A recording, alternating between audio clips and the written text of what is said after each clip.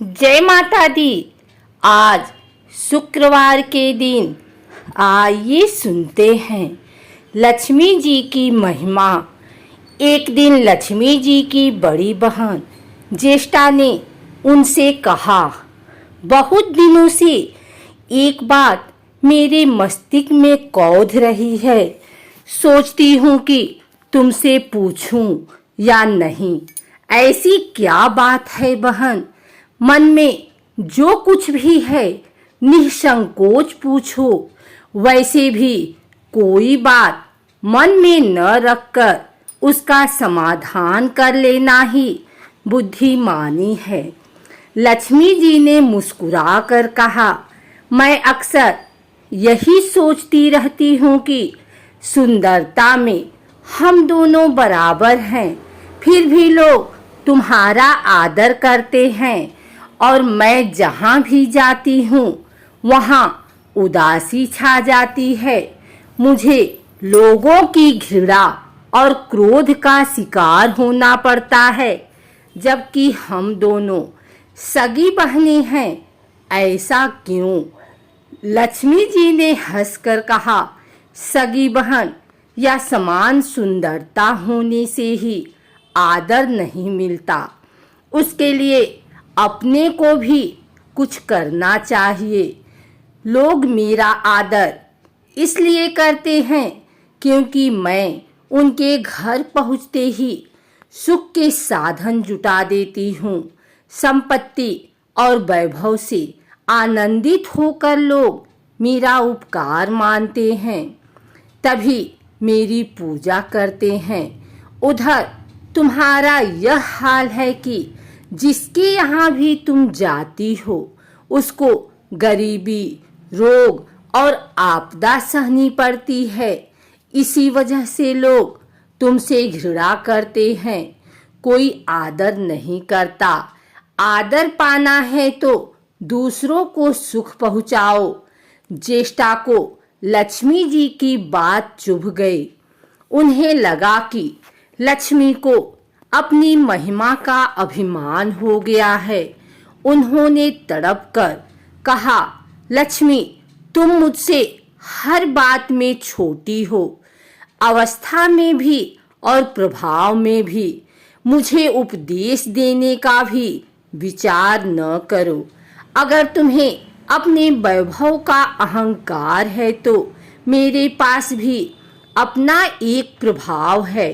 मैं जब अपनी पर आ जाऊं तो तुम्हारे करोड़पति भक्त को भी पल भर में भिखारी बना दूं।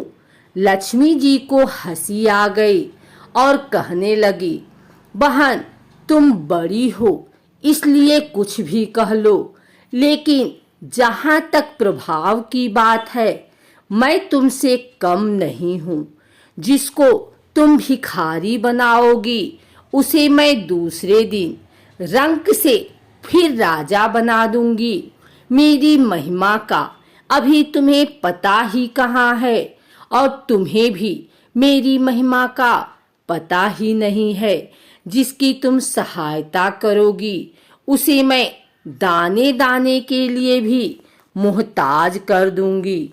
देखो बहन, दाने दाने के लिए तो तुम उसे मोहताज कर सकती हो जिससे मैं रूठ जाऊं। जिसके सिर पर मेरा वरद हस्त न हो उसका तुम कुछ भी नहीं बिगाड़ सकती, परंतु जिस पर मेरी कृपा दृष्टि है उसका कोई भी बाल बांका नहीं कर सकता। अगर तुम अपना प्रभाव दिखाने को इतनी ही उतावली हो रही हो तो कल अपना प्रभाव दिखाकर देख लेना। ठीक है, बोलो कहाँ चलें? दूर क्यों जाएं? पास ही अनुराधापुर है, उसमें एक ब्राह्मण रहता है, दीनानाथ। वह रोज मंदिर में पूजा करने जाता है और मेरा पक्का भक्त है। उसी पर हमें अपनी अपनी महिमा दिखानी है। ज्येष्ठा को ताव आ गया। उन्होंने हाथ झटक कर कहा, ठीक है देख लेना, कल तुम्हारा सिर ही झुक जाएगा, कहकर वह एक ओर चली गई। लक्ष्मी जी वहीं खड़ी बहन के क्रोध और अहंकार पर मुस्कुराती रही। दूसरे दिन दोनों बहनें अनुराधापुर के विष्णु मंदिर में पहुंची। उन्होंने वेश बदल रखा था। साधारण स्त्रियों की तरह वे दोनों मंदिर के द्वार पर बैठ गए। लोगों ने देखा अवश्य, किंतु किसी ने उनकी ओर कोई खास ध्यान नहीं दिया। ध्यान देने वाली कोई खास बात थी भी नहीं। वह मंदिर था और वहां हर रोज दीन दुखी आते जाते रहते थे। वहां आने वाले सभी किसी न किसी परेशानी में घिरे रहते थे। फिर भला उन्हें किसी दूसरे की परेशानी से क्या सरोकार हो सकता था। थोड़ी देर बाद वहां दीनू पंडित आया। दोनों बहनों की नजरें उस पर जम गई। पूजा करके जब वह लौटने लगा तो ज्येष्ठा ने कहा, लक्ष्मी, वह तुम्हारा भक्त आ रहा है, बन पड़े तो कोई सहायता करो। हाँ, करती हूँ, कहकर लक्ष्मी जी ने एक पोला बांस दीनू के रास्ते में रख दिया, जिसमें मोहरे भरी हुई थी। ज्येष्ठा ने बांस को छूकर कहा, अब तुम मेरा प्रभाव भी देख लेना। पूजा करके लौट रहे दीनू ने रास्ते में पड़ा हुआ वह बांस का टुकड़ा उठा लिया। उसका विचार था कि वह किसी काम आ जाएगा। घर में 100 जरूरतें होती हैं। अभी वह पंडित कुछ ही आगे बढ़ा था कि उसे एक लड़का मिला। लड़के ने पहले पंडित जी से राम राम की, फिर बड़ी ही नम्रता से बोला, पंडित जी, मुझे अपनी चारपाई के लिए बिल्कुल ऐसा ही बांस चाहिए। दादाजी ने यह कहकर भेजा है कि जाओ बाजार से ले आओ।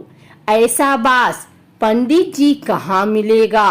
दीनू ने कहा, मैंने मोल नहीं लिया है, रास्ते में पड़ा था सो उठा लिया। लो, तुम्हें जरूरत है तुम ही रख लो।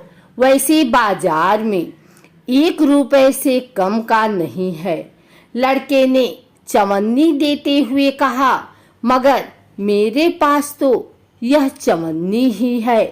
पंडित जी, अभी तो आप इसे ही रखिए, बाकी 12 आने शाम को दे जाऊंगा। पंडित जी खुश थे कि बिना किसी हील हुज्जत के रुपया कमा लिया। दीनू पंडित ने चवन्नी लेकर बांस लड़के को दे दिया और वह चवन्नी अपने डोलची में रख ली। मंदिर के पास खड़ी दोनों देवियां यह सारी लीला देख रही थी। ज्येष्ठा ने कहा, लक्ष्मी, देखा तुमने, तुम्हारी इतनी सारी मोहरे मात्र एक चवन्नी में बिक गई, और अभी क्या यह चवन्नी भी तुम्हारे भक्त के पास नहीं रुकेगी। चलो उसके पीछे चलते हैं और देखते ही क्या होता है। दोनों बहनें दीनू के पीछे पीछे चलने लगी। एक तालाब के पास दीनू ने डोलची रख दी और कमल के फूल तोड़ने लगा। उसी बीच एक चरवाहे का लड़का आया और डोलची में रखी हुई चवन्नी लेकर भाग गया। दीनू को पता ही नहीं चला। फूल तोड़कर वह अपने घर चलने लगा। इतने में वही लड़का आता हुआ दिखाई दिया जिसने चवन्नी देकर उससे बांस लिया था। करीब आकर वह बोला, पंडित जी, यह बांस तो बहुत वजनी है। दादाजी ने कहा है कि कोई हल्का बांस चाहिए, इसकी चारपाई ठीक न होगी। यह लीजिए, आप अपना बांस वापस ले दीजिए, कहकर उसने बांस पंडित जी के हवाले कर दिया। दीनू ने बांस ले लिया, लेकिन चवन्नी तो डोलची में थी ही नहीं। तब उसने कहा, बेटा चवन्नी तो कहीं गिर गई, तुम मेरे साथ घर चलो, वहां दूसरी दे दूंगा। इस समय मेरे पास एक भी पैसा नहीं है, तब आप जाइए, मैं शाम को आकर घर से ले लूंगा। यह कहकर लड़का अपनी राह लौट गया। बास फिर से पंडित जी के ही पास आ गया और लक्ष्मी जी हौले से मुस्कुराई। उनको इस प्रकार मुस्कुराते देखकर ज्येष्ठा मन ही मन में जल उठी। वह बोली, अभी तो खेल शुरू ही हुआ है, देखते हैं, चलो मैं इसे कैसे तिगनी का नाच नचाती हूँ। दीनू बेचारा इन सब बातों से बेखबर अपने ही धुन में आगे बढ़ा चला जा रहा था। उसे क्या पता था कि वह शतरंज का मोहरा बना हुआ है। वह तो धूप छांव की भांति दोनों बहनों का प्रभाव सहता चुपचाप चला जा रहा था।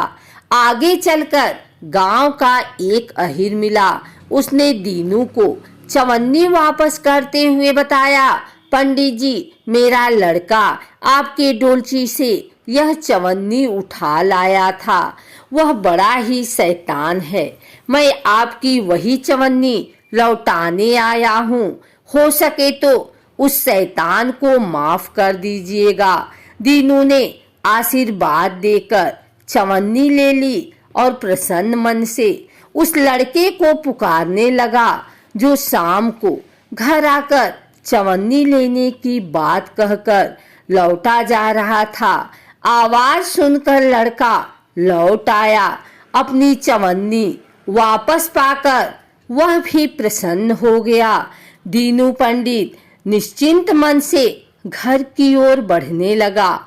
उसके एक हाथ में पूजा की डोलची थी और दूसरे में वही 5 हाथ का लंबा बांस। राह चलते दीनू पंडित सोच रहा था, बांस तो काफी वजनी है तो मजबूत भी होगा, क्योंकि ठोस है। इसे दरवाजे के छप्पर में लगा दूंगा, कई साल के लिए बल्ली से छुटकारा मिल जाएगा। ज्येष्ठा को उसके विचार पर क्रोध आ गया।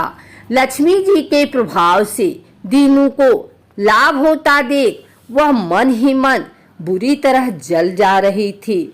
जब उन्होंने देखा कि पंडित का घर करीब आ गया है तो कोई उपाय न पाकर उन्होंने दीनू को मार डालने का विचार किया। उन्होंने कहा, लक्ष्मी, धन संपत्ति तो मैं छीन ही लेती हूँ, अब तुम्हारे भक्त के प्राण भी ले लूंगी। देखो वह किस तरह तड़प तड़प कर मरता है। और वह तुरंत सांप बनकर दीनू की ओर दौड़ पड़ी। लक्ष्मी जी को तनिक भी घबराहट नहीं हुई। वह उसी तरह खड़ी मुस्कुराती रही। सहसा दीनू चौंक पड़ा। एक भयानक सांप फन उठाए उसकी ओर झपट रहा था। प्राण तो सभी को प्रिय होते हैं, उपाय रहते कोई अपने को संकट में नहीं पड़ने देता। दीनू ने पगडंडी वाला रास्ता छोड़ दिया और एक ओर को भागने लगा, लेकिन सांप बनी ज्येष्ठा उसे भला कहाँ छोड़ने वाली थी।